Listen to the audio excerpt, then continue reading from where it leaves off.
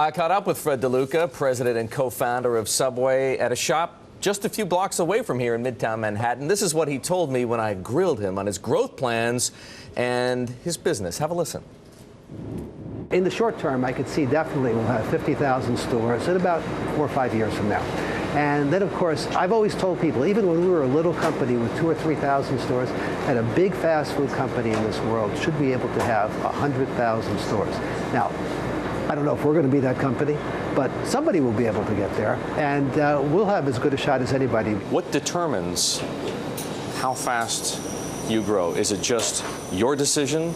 Is it the number of franchise applicants? Is it competition from, say, McDonald's or other fast food chains? Actually, it's none of those. The big determinant is the availability of good locations. We have, like at Subway, we got 200,000 requests last year for franchise information. A lot of people want in the Subway business. Like here in the US, maybe 80% of the stores are built by existing franchisees who are expanding. So there's no shortage of franchisees, but key is, where do you put the stores? Fred, some people complain, some franchisees complain that Subway is a ruthless company. Is that because in a role like yours, you have no choice but to be ruthless? Well, I don't think we're ruthless, but we are what I classify as demanding for operational excellence. Like, for instance, we're running a food business with lots and lots of stores. We have to come in every month and make sure the stores are operated correctly, because every store really affects every other store. If somebody doesn't run the store right, we have a food safety issue, that really can affect the livelihood of a lot of franchisees. So we are pretty tough on standards, running stores correctly, food safety, things like that. How much of a role does the economy play? How vulnerable or resistant, say, is your business to economic ups and downs? Well, obviously the economy affects all businesses, but much less the food business, because, you know, people have to eat every single day. It's just a question of where they eat. And what's your sense of what the economy is like right now?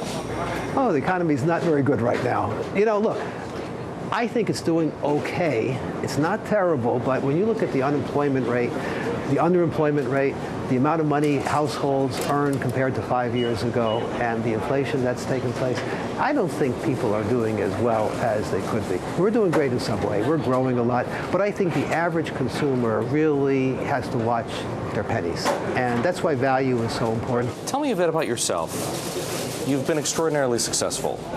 What's it like to be Fred Deluca? What's it like to be a billionaire restaurant chain founder? I'll tell you what, it is a very strange question to ask me, because I act an awful lot like I did years ago when I was a kid. I'm not into like getting lots and lots of material things. I work every day, I visit the stores, I eat Subway sandwiches. I actually don't spend very much on myself. I have 2 cars, they're both over 10 years old, and I'm just happy like that. Why is Subway then a private company? Well, I think in the early days when we could have used public money, we were so unsophisticated about public companies and financing, we wouldn't even have thought of what to do.